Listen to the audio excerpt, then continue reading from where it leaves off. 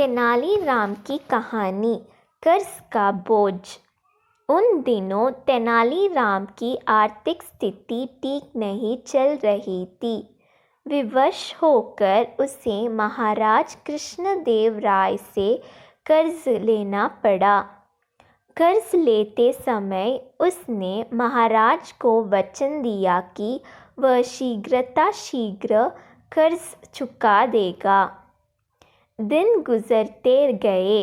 तेनालीराम की आर्थिक स्थिति कुछ बेहतर अवश्य हुई, किंतु इतनी नहीं कि वह महाराज का कर्ज उतार सके। वह कर्ज को लेकर परेशान रहने लगा। उस परेशानी के दो हाल थे।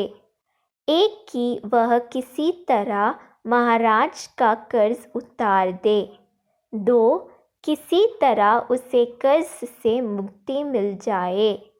दूसरा हल उससे ज़्यादा उचित प्रतीत हो रहा था, लेकिन वह महाराज से कहे तो कहे कैसे कि वे उसका कर्ज माफ़ कर दे।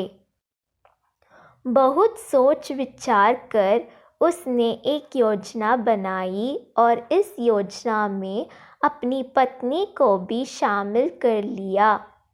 फिर एक दिन उसने अपनी पत्नी के माध्यम से महाराज को संदेश भिजवाया कि उसका स्वास्थ्य ठीक नहीं है, इसलिए वह कुछ दिन बीमार होने के कारण दरबार में उपस्थित नहीं हो पाएगा। संदेश भिजवाने के बाद उसने दरबार जाना बंद कर दिया। कई दिन बीत गए। तेनालीराम के दरबार न आने पर महाराज को चिंता हुई कि कहीं उसका स्वास्थ्य अधिक खराब तो नहीं हो गया, और उन्होंने तेनालीराम के स्वास्थ्य की जानकारी लेने उसके घर जाने का निर्णय लिया। एक शाम महाराज तेनालीराम के घर पहुंच गए। पत्नी ने जब महाराज को देखा तो तेनालीराम को इशारा कर दिया और वह बिस्तर पर जाकर कंबल ओढ़कर लेट गया। महाराज तेनालीराम के पास गए और उसका हालचाल पूछने लगे। तेनालीराम तो कुछ ना बोला, लेकिन पत्नी बोल पड़ी, महाराज, जब से आपसे कर्ज लिया है तब से परेशान रहते हैं। आपका कर्ज चुकाना तो चाहते हैं, लेकिन चुका नहीं पा रहे हैं। कर्ज के बोझ की चिंता इन्हें अंदर ही अंदर खाए जा रही है। इस कारण ये बीमार पड़ गए हैं। अरे, इतनी सी बात की इतनी चिंता करने की क्या आवश्यकता थी तेनालीराम? चलो, मैं तुम्हें कर्ज के बोझ से मुक्त करता हूँ।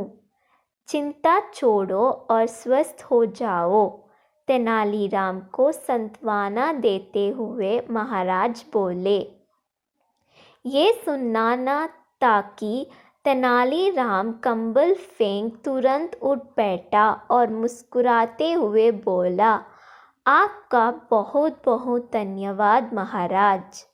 तेनालीराम को स्वस्थ देख महाराज बहुत क्रोधित हुए और बोले, ये क्या तेनालीराम, तुम तो स्वस्थ हो।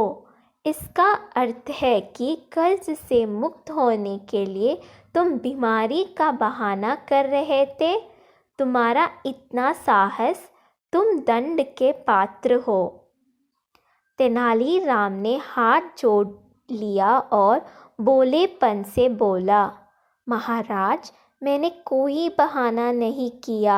मैं सच में कर्ज के बोझ से बीमार पड़ गया था, लेकिन जैसे ही आपके मुझे उस बोझ से मुक्त किया, मैं स्वस्थ हो गया।